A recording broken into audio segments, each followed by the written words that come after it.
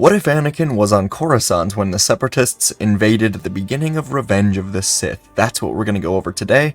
I really enjoyed writing this one. I hope you like listening. And yeah, let's get right into it.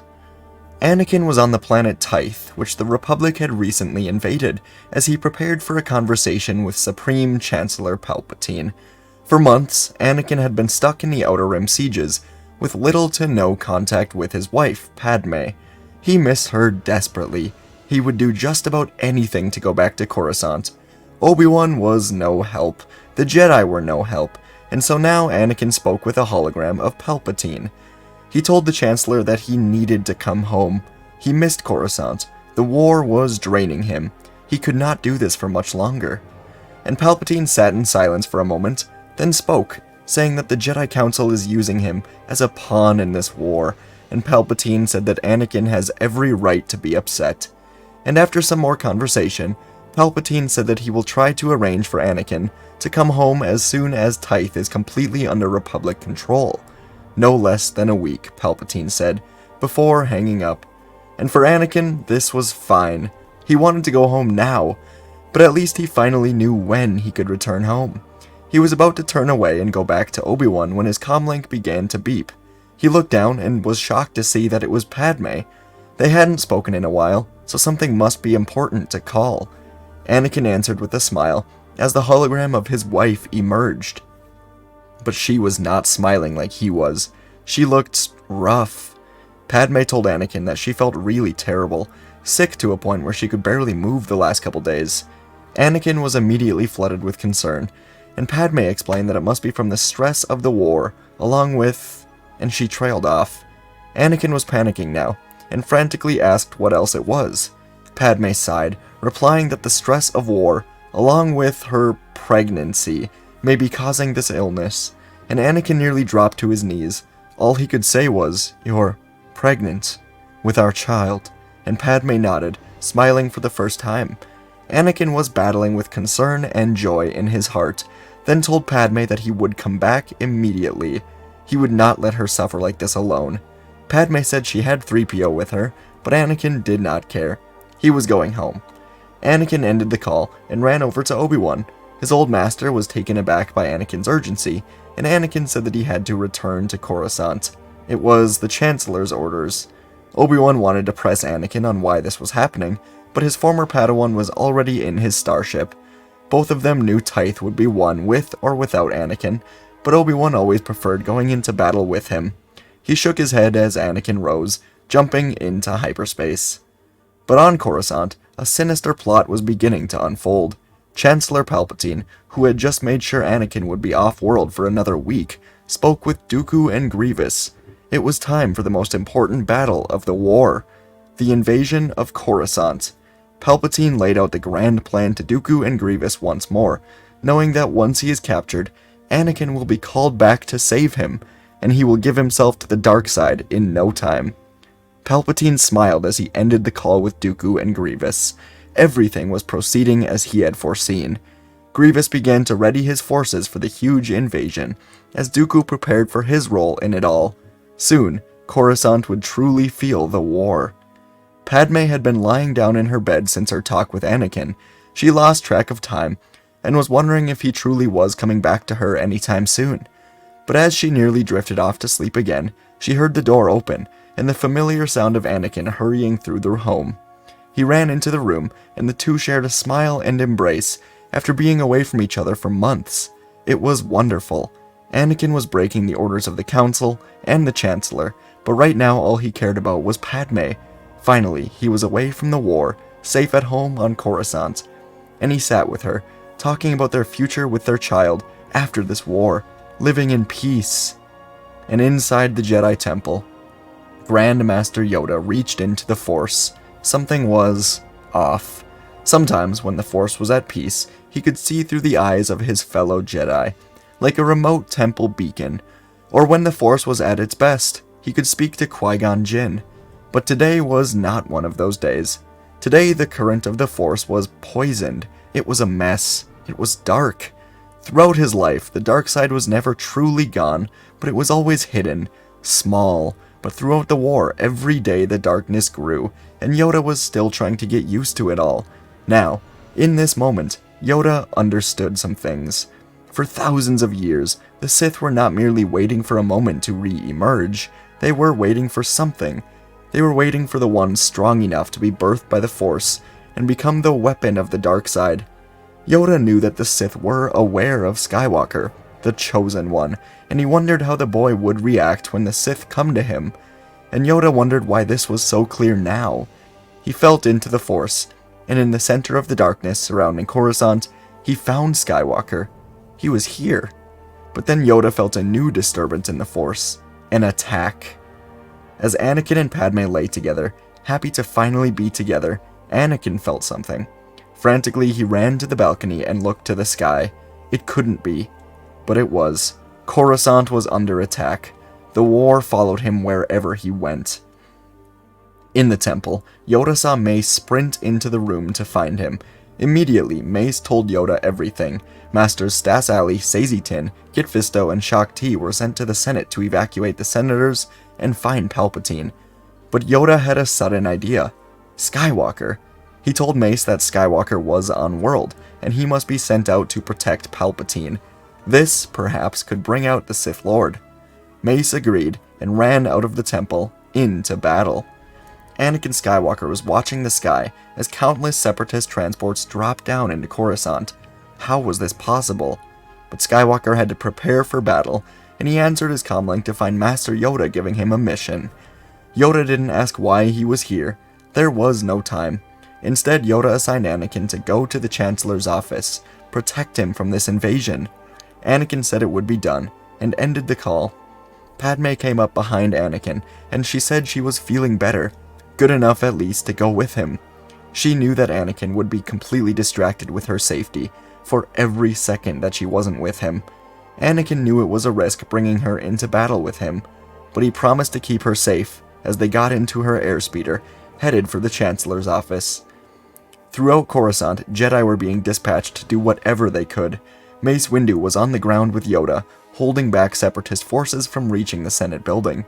And in the Senate, senators were desperately evacuating, aided by Masters Kit Fisto and Stas Ali.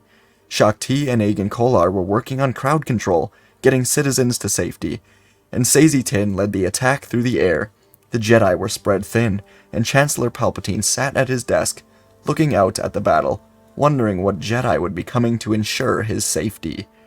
And entering from behind was the Jedi he least expected, Anakin Skywalker, accompanied by Padme Amidala. As Anakin walked in, he noted the Red Guards, clone security, and another small group of senators were here. Anakin spoke with the clones and the guards, and determined that Palpatine had to quickly be taken to a safe bunker underground. Palpatine could not focus on Anakin right now. Instead, he worried that everything could fail. He'd instructed Grievous to come and capture him by any means necessary. Palpatine truly didn't care for the lives here, until Anakin and Padme arrived. They must live. But Grievous didn't know that. Palpatine looked to the ground of Coruscant, then to the air. War was everywhere. Jedi lightsabers ignited and blinked out. Clones met droids head-on. All was going well everywhere but in this room. And Anakin finally began to approach the Supreme Chancellor when he felt something in the Force. Then he heard a rattling or a whirring of ships and droids from all angles of the office. Anakin ignited his lightsaber, but then everything went quiet. Too quiet, and suddenly the lights were cut. Anakin told everyone to back up. He got closer to the window, peering outside, and from out of nowhere, 5 Separatist crafts rose from below the window. Anakin shouted "Down!" as loud as he could, holding up his lightsaber as the 5 Separatist ships erupted into fire at the window. It blew to pieces, shards of glass spraying into the room, and Anakin stood firm, deflecting the powerful blasts. He deflected blasts back into the 2 ships, then flipped onto a third, and used the Force to crash the remaining 3 into each other. Anakin jumped back into the office. Many of the senators, clones, and guards were injured or dead throughout. Palpatine was safe in the corner, and Anakin found Padme lying on the ground, scraped but alive. This was good. But through the blasted window, countless droids began to enter. Anakin again stood firm, deflecting blasts back at the droids as the remaining red guards and clones joined by his side. They worked together, guards and clones falling dead as Anakin deflected countless shots. From behind him, though, Anakin heard the faint sound of the door opening and metal legs walking in. Anakin realized what was going on just a moment too late. He killed the final droids, then turned to find Grievous, holding up Chancellor Palpatine, already entering the elevator behind them. Anakin was exhausted, and when Grievous backed up into the elevator, he revealed a beeping thermal detonator, set to go off any second. Grievous threw it at Anakin as the elevator door closed, and in one moment, Anakin looked to the flying detonator, to Padme lying on the ground, and Anakin desperately grabbed the detonator with the Force, pulling it at him and away from Padme. But it exploded so quickly. Anakin slammed into the wall behind him, dizzy and feeling broken. The room was on fire, rubble was scattered throughout, he could feel himself bleeding, but he pushed the debris off of him and stood up. Immediately he fell down to his knees. He was so dizzy, everything was going dark, his ears were ringing, but he had to find Padme. Anakin used whatever strength he still had to crawl through the debris, lifting up pieces until he finally reached Padme. Anakin touched her, and she began to cough. Anakin held her in his arms, asking if she was all right. Padme looked into his eyes, saying Anakin's name. Anakin said that he was here for her, saying that she is safe now, and Padme put her hand on Anakin's cheek, still only able to say his name. Anakin began to cry, as Padme opened her mouth to say, "I love," and Anakin begged her to stay with him. Again, Padme said, "I love," but her head fell back before she could finish. Padme was gone. Sadness, shock, despair all filled Anakin's heart. He could not do this, not again, and he pushed the sadness down, letting it be replaced with something else. Adrenaline, hatred, anger. The pain that filled Anakin's body was replaced by the desire for revenge. His eyes burned with rage as he set Padme down, grabbing his lightsaber, and he jumped directly out of the broken window. Anakin embraced all of the feeling he knew he was supposed to keep down as he flew through the Coruscant air, nosediving for the ground.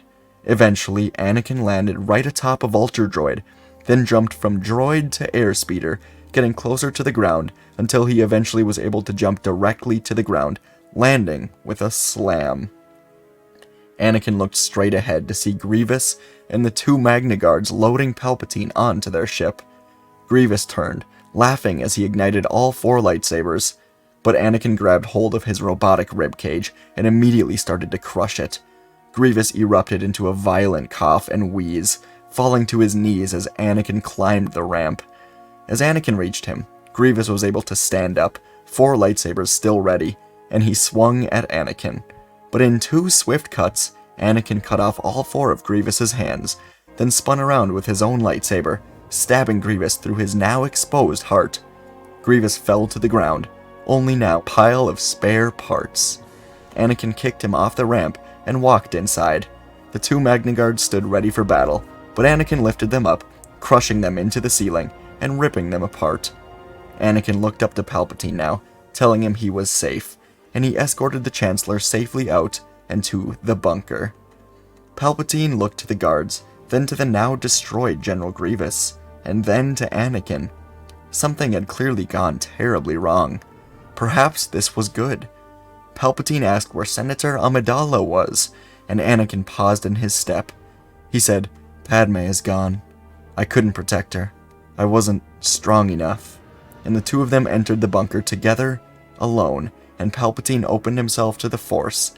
Anakin was strong, and right now more vulnerable than ever. He was entranced by the dark side, and Palpatine's plans had been completely foiled by him.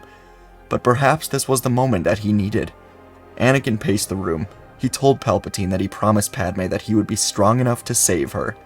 Anakin said that he failed. He needed to have more power. He couldn't breathe. He couldn't blink. He was just frozen. Even thought became impossible. And Palpatine decided to act on it. He told Anakin, "You can have every one of your dreams. Turn aside from the lies of the Jedi. Follow the truth of yourself. Leave them. Join me on this path of true power. Be my friend, Anakin. Be my student. My apprentice." Anakin couldn't argue anything right now.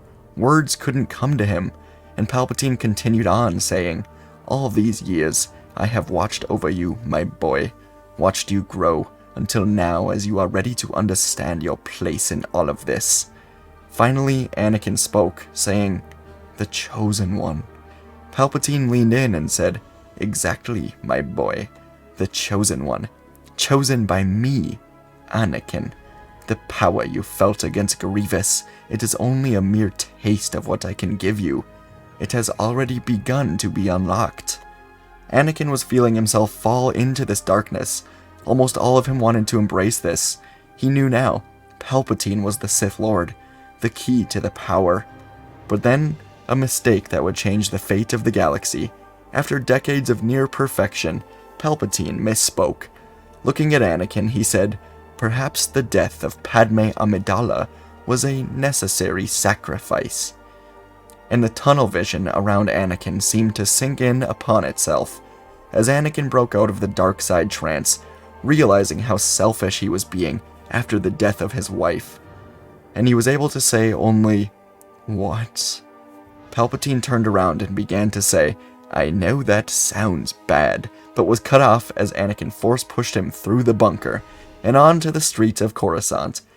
Palpatine felt himself slam into the ground and looked up to see Anakin, lightsaber ignited, begin pulling scattered debris and throwing it at Palpatine. The Sith Lord stumbled backwards, but now embraced the dark side of the Force. Anakin kept throwing more and more at him, until Palpatine felt himself become buried by it. Anakin approached the pile, thinking he just defeated the Sith, that it was over, but the debris pile exploded as Palpatine lifted it up, surrounded by blue lightning. Anakin looked all around him as battle filled the air. Smoke surrounded Coruscant. Screaming could be heard at every angle, firing from blasters everywhere. Senate building was smoking. The temple could be next. Coruscant was falling. All because of Palpatine. And Anakin couldn't react in time, as the Sith Lord blasted lightning at him, covering Anakin with the power of it all. He yelled at Anakin now, saying he did not want to do this alone. He yelled at him again, saying he could not deny the power gifted to him by the universe. Palpatine poured more lightning now, telling Anakin that he is one of billions, trillions to have this power gifted to him. Palpatine said now that Coruscant will fall, the Jedi will fall, and he will win. He asked Anakin what greater meaning he could have than controlling the Force, embracing the dark side as he poured more lightning into Anakin. Through screams and pain from the lightning, Anakin took a moment to center himself and really ask himself that question. What greater meaning could life have?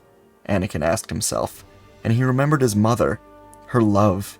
Anakin remembered Qui-Gon, how he was like a father for a bit.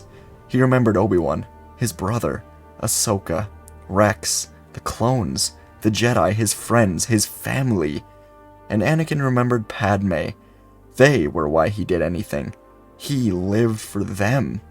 And Anakin centered himself again, no longer feeling the lightning. Instead, he absorbed it, used the Force to give himself the lightning.